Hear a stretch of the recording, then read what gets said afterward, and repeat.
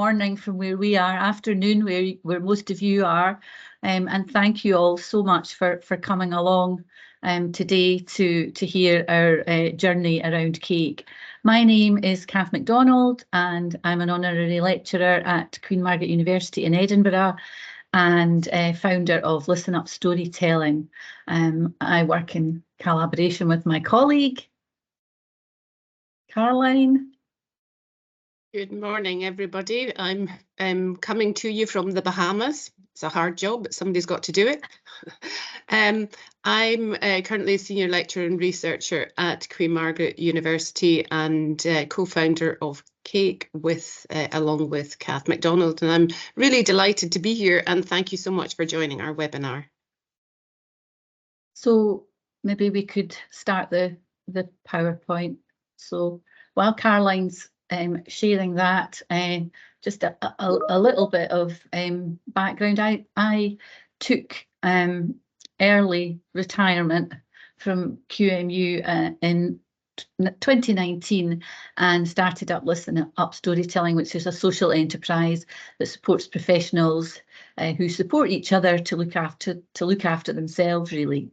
And Caroline and I have always enjoyed working together, so decided to put our heads together and have come up with Cake, which we'll work backwards in a little bit just to take you through a bit more about that.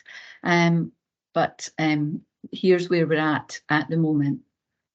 So if we move to the aims and the outcomes.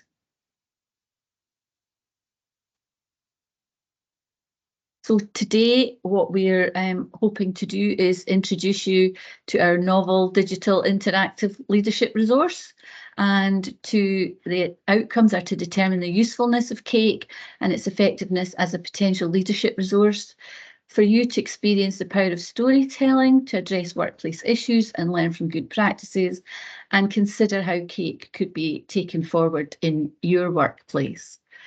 And the next thing we want to do is show you the QR code,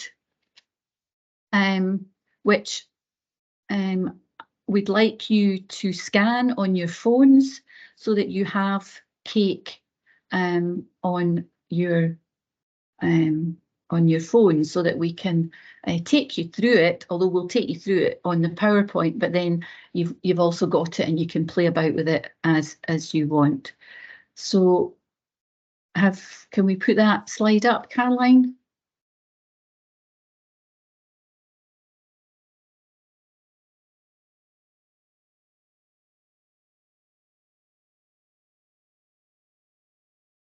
We're just sharing the PowerPoint again. So next slide.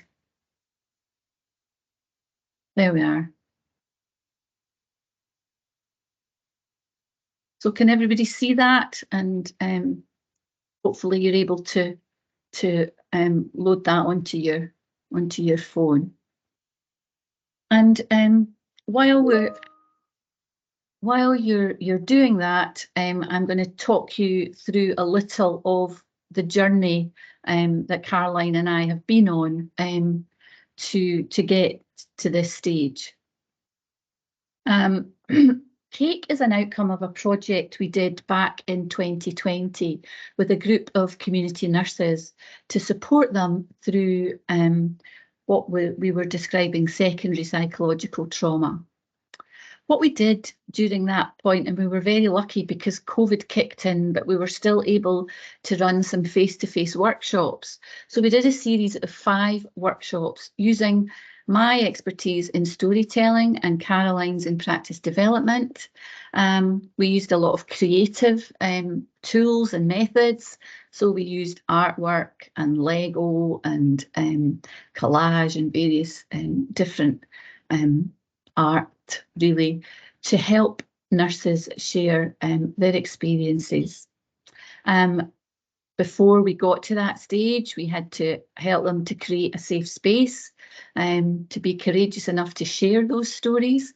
So we spent quite a lot of time doing that before we moved on to the actual storytelling.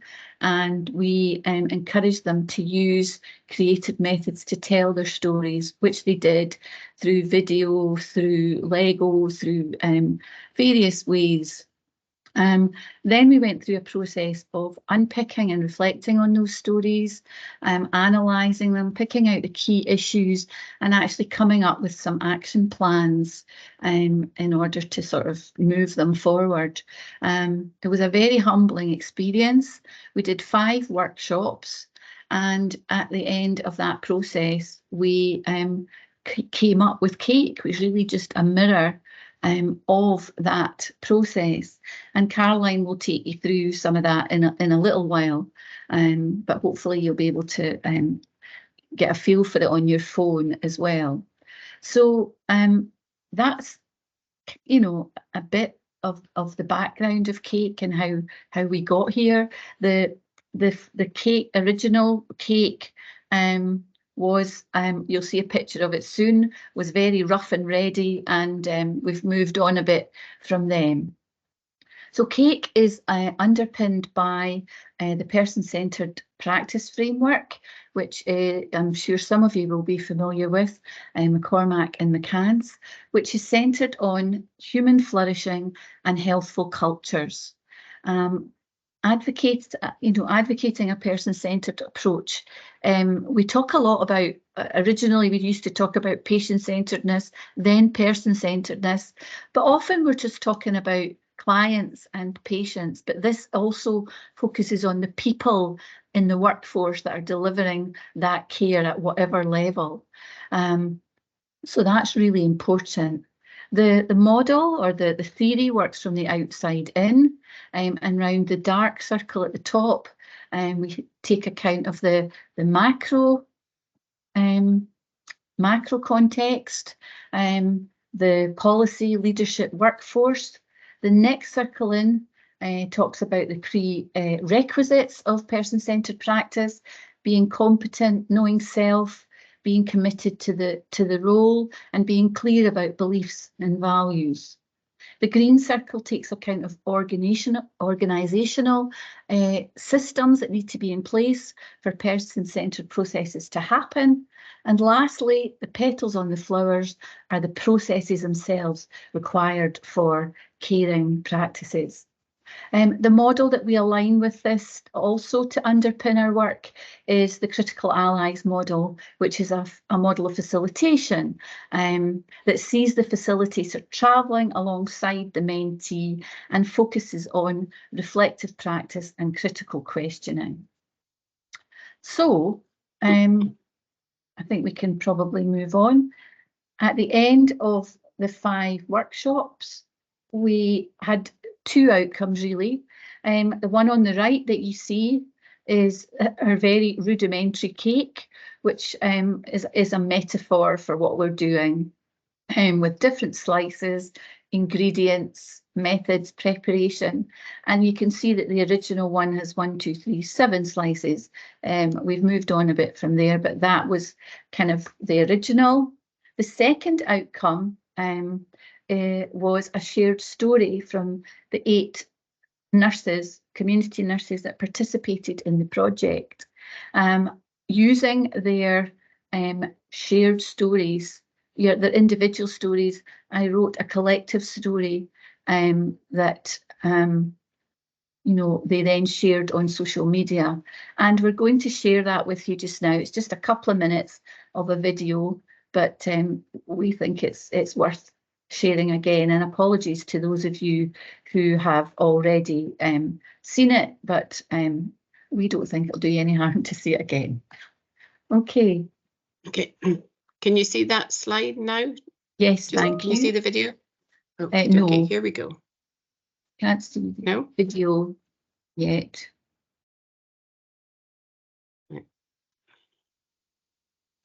Okay.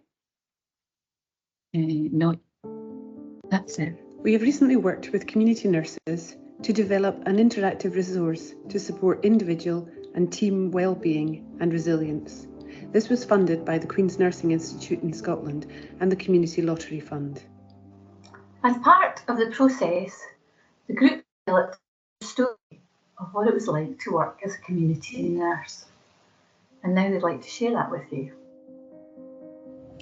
Once upon a time, there were some highly skilled nurses who during a pandemic felt quite alone. Their usual support from the hospice and practice had closed to joint visits and relied on the phone, making judgments and decisions within people's homes, finding courage and strength from deep within. Jack of all trades, master of some too, exhausted, undervalued, taking it on the chin. And sometimes the stress of it just became too much. We retreated, then panicked, losing our touch with reality and family and friends and much more, cleaning and obsessing, internal uproar. Angry and guilty and loss of control, the threat of the monster would take hold of our souls. Are we driven by guilt not to say no, the sacrificial lambs unable to go? Angry and frustrated for those in our care, but proud of ourselves for always being there. Assessing the risk, providing palliation, worrying about equipment and miscommunication. Alone and exposed, faithful in consequences, for our teams and our families, heightening senses. Showing leadership, stepping up when no one else will, enacting intuition, expert knowledge and skill, frustrated when told it's not a nursing need, and the consequences of inaction cause us to bleed. For we're human too and embody this role, and our many experiences are scarred on our souls. Experiences relived through past paradigm cases, unresolved questions, did we cover all bases? Striving to answer what makes a good death, determined to achieve it with all of our breath. And the reward that this brings, when all's said and done, is what fills us, warms us, brings up the sun. Compassionate care gives great satisfaction, based on wisdom and knowledge and intelligent action. We may grow attached, go the extra mile, then dying inside we continue to smile. The emotional labour takes its toll week by week, leaves us spent and heartbroken, unable to speak. We try different approaches to realise our visions, but when autocracy wins over democratic decisions, to preserve our well-being, we leave the status quo, and in taking those strong steps, we learn how to grow. For fear and powerlessness only takes from our resilience, but challenge and advocacy adds to our brilliance. So what can we do to support our profession, strengthen our teams through support and reflection, embrace the challenges and pressures we face, finding time for self-care, taking a breath from this race, sharing our feelings, growing together, understanding our emotions, we can face the pressure. Empowerment, resilience and appreciation, we have planted the seeds, the toolkit is our foundation. The Seeds Project report is available on the Queen's Nursing Institute Scotland and the Listen Up Storytelling websites. Thanks, Caroline. I'm going to hand over to you now to take us forward to talk more about what CAKE stands for and what it looks like in practice. So thank you, Kath. Let me just make sure we've got the right. Hopefully we're here. Everything's a little bit slow. So hopefully you get a sense of the stories that were shared in that initial project, and I'm quite sure that they really resonated with you. The Seeds Project actually happened as it happened throughout COVID, although that wasn't really an intention of the project. But hopefully you also got from those stories, from that shared story, was that sense of working together to share the stories, but then doing something about it together and moving forward in a healthful way. So CAKE, it stands for caring for self and others, attending to what's happening, keeping connected, enabling and empowering. Sorry, I'm having a wee bit of a problem moving slides on. So, of course, after we had developed the rudimentary version of CAKE together, we needed to pilot it. And in order to pilot it, we needed a physical CAKE. And perhaps we say at this point that our intention, though, was always to make cake widely and freely available to teams that needed it anywhere. But to pilot it, we needed a physical cake. So the photograph on the top right-hand side is the cake that we had developed by a final year product design student. He made each of the slices, and inside had the aim, the purpose, the resources required, and the activities. And they were housed in a pizza box, and they whizzed their way across the UK to a 17 teams rather, and that involved about 130 health and social care professionals. And in order to prepare the facilitators, we developed a bespoke facilitator session, and we offered 8 drop-in online facilitator support sessions over about a 4-month period over the summer in 2022.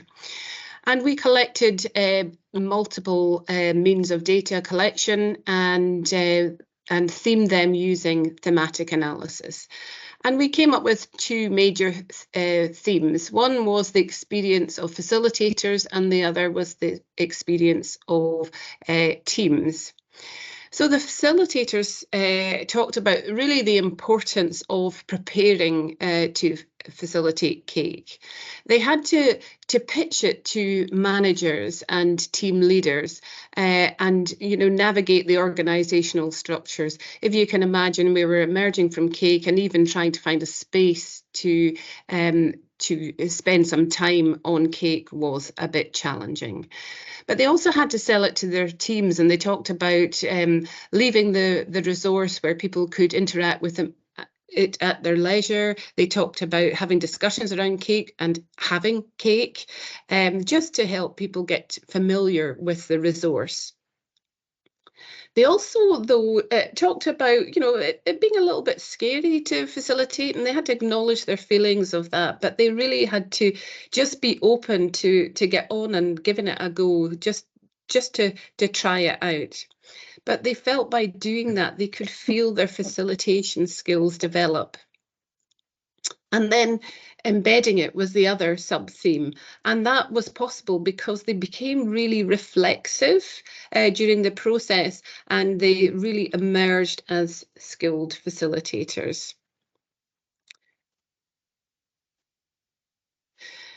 And for the teams experiencing cake, they talked about trying it and embedding it. And as they tried it, they began to experience a sense of safety and connectedness in the team.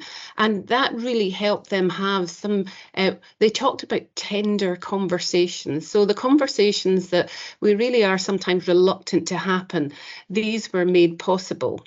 And as they embedded cake, they talked about new ways of doing things, but also being, how they interacted together. So a sense of kindness and compassion was emerging in the way that they were working together. So now what I would like to do is take you through cake. So I'm going to come out of that, and I'm going to stop sharing for a second and bring up the actual resource and take you through that just briefly. Show you the page. Okay, so hopefully you've all got into the resource just now, and for some of you, you'll have been playing about with it already. So the website, the Listen Up Storytelling website, is really easy to navigate, and you come on to, if you search for cake, this page that tells you a little bit about it, and join us for a taste of cake is where you want to be. Let me just double check, sorry, that I put on the sound. So if you go into Start Course, this is what it looks like, and you will see down the left-hand side the thumbnails. So the first 2 are the overview pages, and then the overview of the cake slice. So the process that Kath was talking about is in each of these slices. So there's 8 slices now as a result of the pilot. There's also a facilitator guide with their frequently asked questions that's really useful, and a conclusion slice. So where I think we'll start is what is cake, and this animation, which is a great animation to give an overview of the resource, but also if you wanted to share it with others, it's a good place to start. So just let me know if you can't hear it. Apart from a delicious dessert, cake is an interactive resource created by nurses for all health and care practitioners. By voicing and sharing stories that are either stressful or more positive, you and your colleagues will be able to embed strategies in your practice that will promote self-care, well-being, and team effectiveness. Cake is cut into slices. Each slice is a vital part of the process and contains activities that can be used for effective teamwork, creating the right conditions for storytelling, and guiding you to embedding well-being practices within your team. Each slice contains the ingredients you'll need and a method to help with the activities. Learn more about cake and its slices. Familiarise yourself with their purpose and their activities within. By voicing and sharing our experiences, we'll learn together, support ourselves and each other. Caring for ourselves and others, attending to what's happening, keeping connected, enabling and empowering. Cake, a recipe for self-care and individual and team well-being. So there are a lot of animations and videos embedded in the resource. We wanted it to be as interactive and attractive to the user, but we also wanted to make it as simple as possible so people with facilitation skills can pick it up and run with it. But that's quite a nice little overview video to share with others so they get a sense of what it's about. So to navigate, you can either go down the left-hand side and the thumbnails, and you'll see that comes up on your phone too, or you can go through the main page. At the bottom of the page, there's a continue bar. So the background that Kath talked about is captured here, and there's a link to the full SEEDS report. That initial project was called SEEDS. So you can have a look at that at your leisure if you would like. This is also useful, the cake's purpose, because what it gives us is an interactive cake that gives an overview of each of the slices. So we start in the top right hand corner. The purple slice is checking in and checking out. And maybe it's useful to say at this point, the purple slice, the yellow slice, which is ways of working, and the green slice, creating a shared purpose. They are the slices that are aimed to create a safe or brave environment. So if we're expecting people to share their experiences in practice, share their stories of practice, they need to feel safe. They need to feel that they can be courageous and brave. So those 3 slices arguably are absolutely vital for any effective team working. But let's take you through them. So checking in and checking out. So the purpose of checking in and checking out is about helping people to get into the space that they're in, leave outside, and focus their attention. And also checking out is about making sure that everybody's okay as they leave the space, whether you're telling stories or not. And we try to do that in very different creative ways, and the resources in cake are a start point. People will have their own. It kind of whets their appetite to generate their own. Creating shared ways of working. These, we don't talk about ground rules, we talk about shared ways of working that are based on values. So this is about having shared agreements about how you work together. Now, creating a shared purpose. So teams decide what the purpose is themselves. So is what you're striving for well-being within your team? Is it team effectiveness? Is it resilience? It doesn't matter. The process is the same, and this slice takes you through that process. Oh, wait, Caroline. storytelling slice, and we're going to go to the storytelling slice very shortly, and that's about sharing stories, either individuals' own stories or using stories that emerge. Some of them emerged from the initial Seeds project. After telling stories, it's important for reflection and then, of course, action planning, because there's one thing telling a story, but you need to help the team to move forward from that. So there is an action plan template within the resource, and then also some suggested well-being and team building strategies. And finally, of course, there's some evaluation. So you can have a look at those at your leisure. I don't know whether you can hear the church bells. There's church bells going, so no. Apologies for that. Oh, right, good. So each of the slices looks very similar, but they're all colour-coded. And throughout the resource, there are links to the different slices. So suggestions if you're going to, for example, to go into storytelling slice, which slices you should actually have gone through already. So the check-in and check-out. So there's an overview, what you need to do to prepare, the time that it might take. Now, it's really interesting. So we have identified time, but in actual fact, as Cake is being used, we are realizing that people are finding really innovative ways to use it. They're using it asynchronously quite often. And so that means the timing is, I would take it with a little bit of a pinch of sand, because obviously we know that life is very, very busy and very hectic, but teams are being really innovative about how they use it. So ingredients, there's some suggestions for this one, and example activities. So for the checking in and checking out, and also the self-care and well-being strategies, we've divided them into energizing activities, mindful activities, and gratitude activities. So you'll see in this one, there's just some examples that will get you started, okay? But teams will come up with their own very, very quickly, we're quite sure. But let's go into ways of working. So again, same format, establishing ways of working, preparation, the time you need, ingredients, and the method. So it takes you through, it's very simple. Ask each member of the team to use an image or an artifact to share its significance, and consider the following question. What's important to you about how we work together? Encourage each person to share how this translates into a way of working.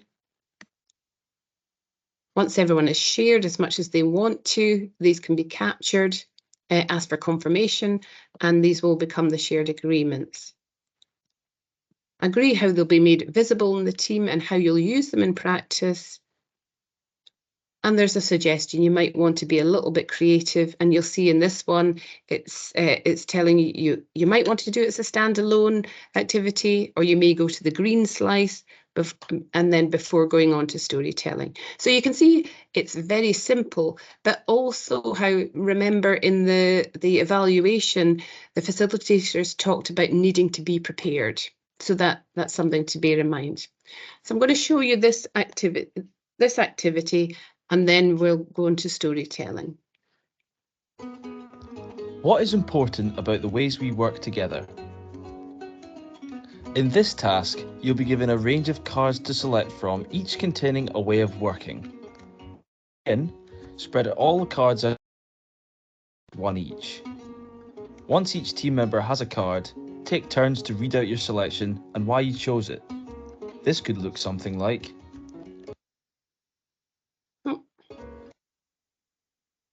so I chose trusted. To me, this means working together in an environment that I can share. Sorry, I'm having internet connection Openly problems. Without my stories leaving the group. Once a team member has read out their choice, discuss their answer within the group to determine the agreed way of working. Remember to write down the answer on a whiteboard or piece of paper and how your team will use this in practice. Repeat this process around the group until everybody in the team is happy with the list of your ways of working. And there you have it. You're ready to work together within a safe environment. Okay. So I'm going to hand you back to Kath, and she's going to take you through the storytelling slice. Thanks, Caroline. So we're just going to try for 5 minutes to try this out in practice. I know we're not face to face, and we don't have that kind of safe space yet. So I'm hoping that you can use the chat box to give me some feedback on this, but you can also show your face and put your hand up if you want to as well. So if we go into the storytelling slice, Caroline.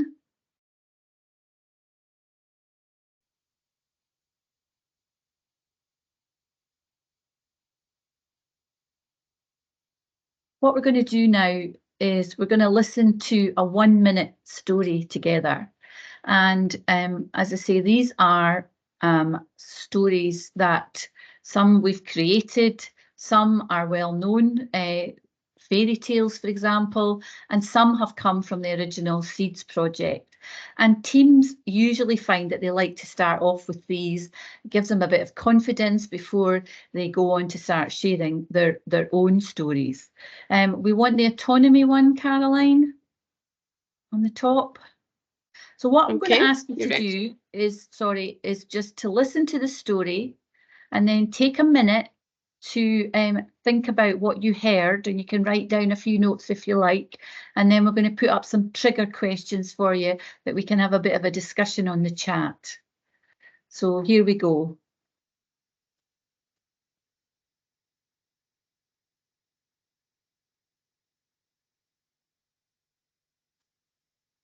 Oh, internet's playing up, I think.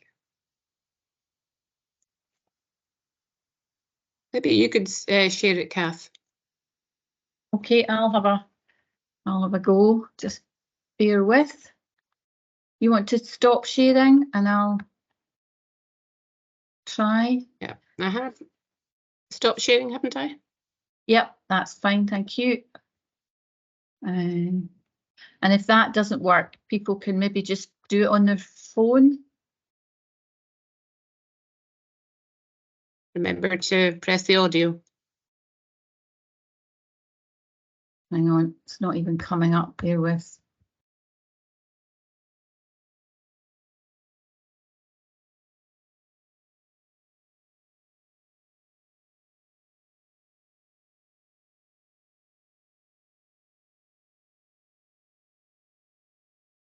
I need to open it up again. It's not coming there. Hang on.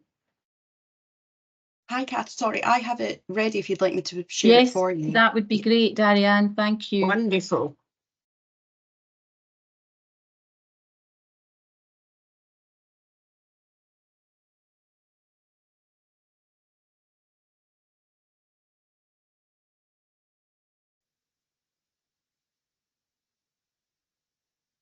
Okay. Just let me know, Kath, it's this autonomy one here. That's the one. Thank you. Once upon a time, there was a wise man who lived in the mountains. The people went to him for advice, such as when was the best time to plant crops, what to do about illnesses, when might couples expect a child to be born to them.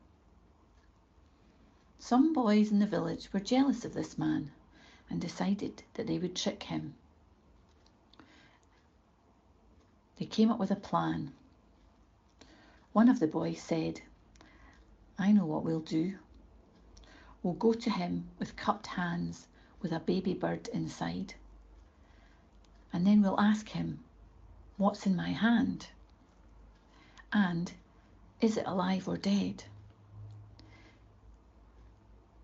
He'll say it's a bird if he knows what it is. But if he says it's dead, we would release it alive.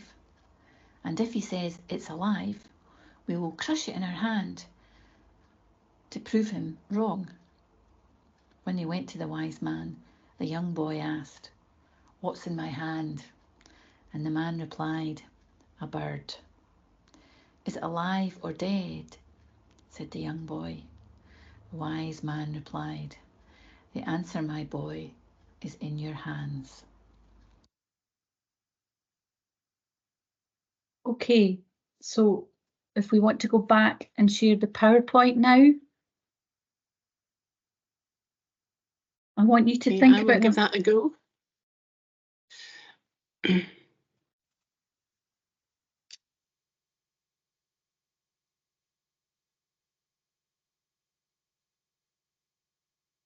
See that okay? That's it, that's it. So I just want you to take a minute to have a think about these questions. What was that about for you? How did it make you feel? And then think about, we'll just do the first three. How did it resonate with you with work, if at all? Was there anything that you could think of there that kind of had that resonating with what's going on for you at work? And then, as I say, we can use the chat box to maybe give some feedback on that.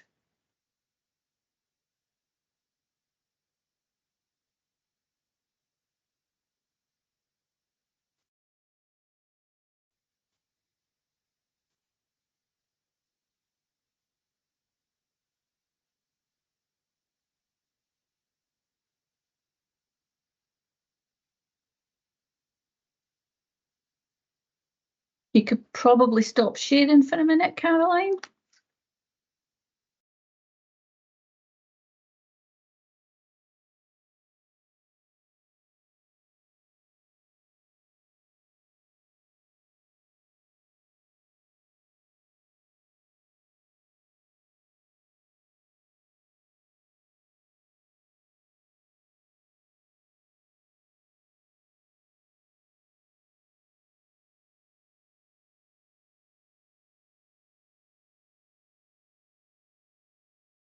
So does anyone want to come in, be brave into this space and have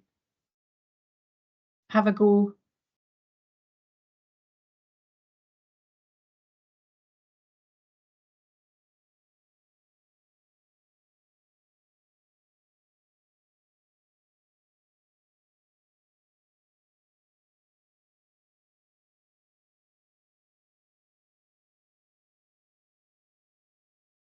Thank you. Thank you, Fiona. Fear for the bird and sadness at the undermining behaviour. Okay, that's a good start. How to deal with someone untrustworthy who's trying to get the better of you. I felt sorry for the man. I wish I was as wise as him. People don't always want the best for you, from Elaine. Undermining, from Julie. Different perspectives. The power is in your hand, Danita. Okay, so having the responsibility for life and death, from Elaine. Yep. So just lots of things coming out here about knowledge and understanding. Something about the child and the adult having a guide, power and choice. About encouraging self-awareness and others to know their own answers. So when I first heard that story, there was something to me as well about sometimes feeling crushed, you know, at work and being undermined too. Yeah.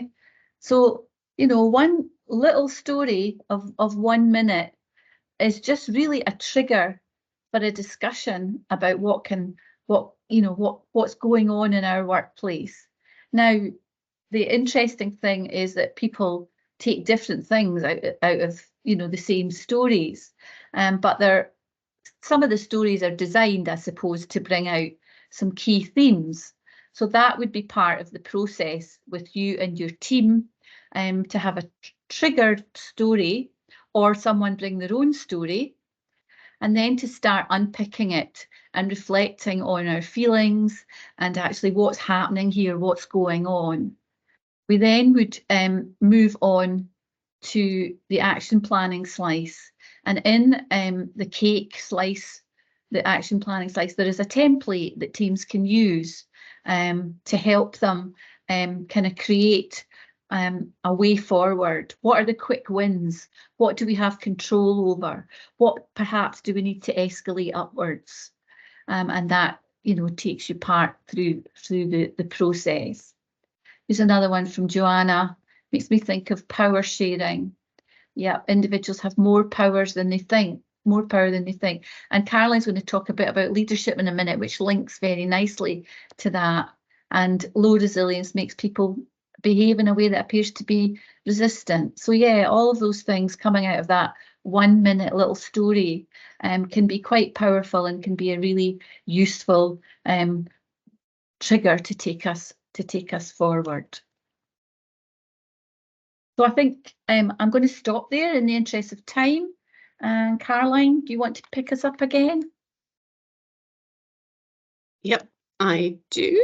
Thank you. So let's think about this. The facilitation that we use is person-centered. We've mentioned that we use person-centered practice as our theoretical underpinnings. So, and you also heard in the pilot evaluation, but also we hear time and time again as people are using it, that one of the key strengths of using cake is the development of facilitation. And the facilitation then that we use is not limited to specific tasks, but rather a way of being. And we're talking more and more about gentle facilitation. It's a methodology, but it's also a practice. So by using cake, it's a means of practicing facilitation skills. And facilitation in this instance is about learning for everybody.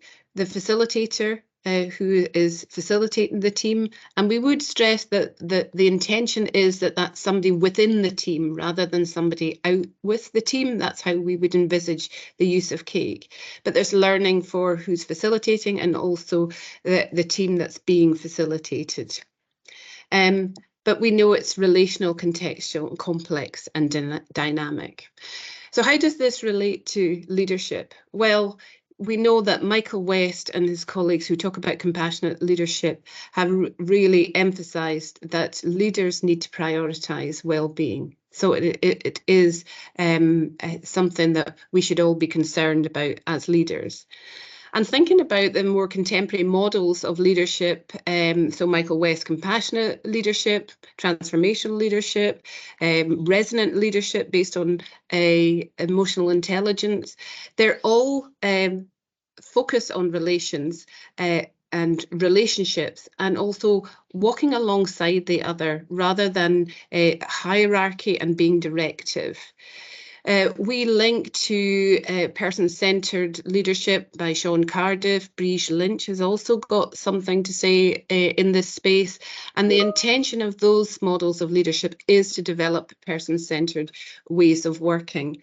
So, and interesting, the leadership capabilities, I think, resonate really well with this work. There are some, if I can make the slide move, some facilitator hints and tips then that have emerged.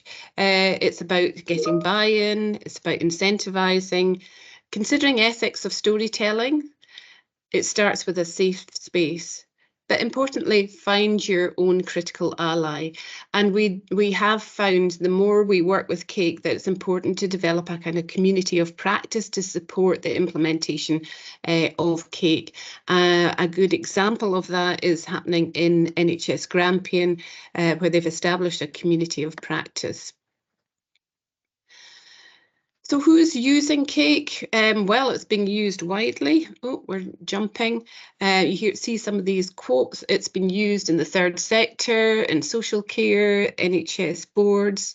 Hospice down south particularly, it's also been used in education, and interestingly, it's been used in education as a framework for clinical supervision.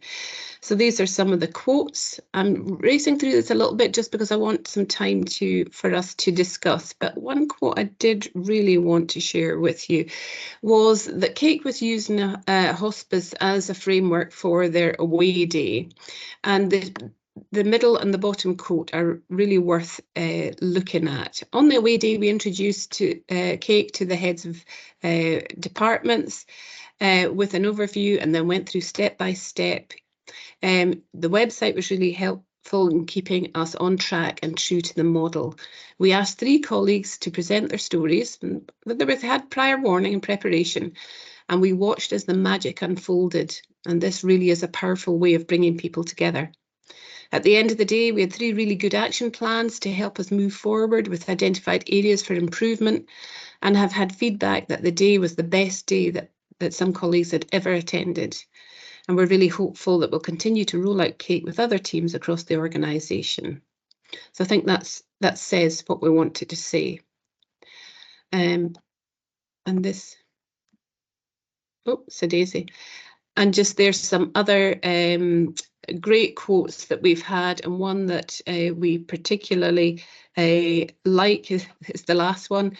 If you get this base right, then you're less likely to be shuggled in a crisis, which, given that we do seem to be going from one crisis to the other, it's really, Cake might offer a really solid foundation for teams going forward.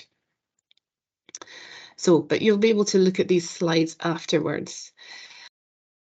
Yeah, so we'll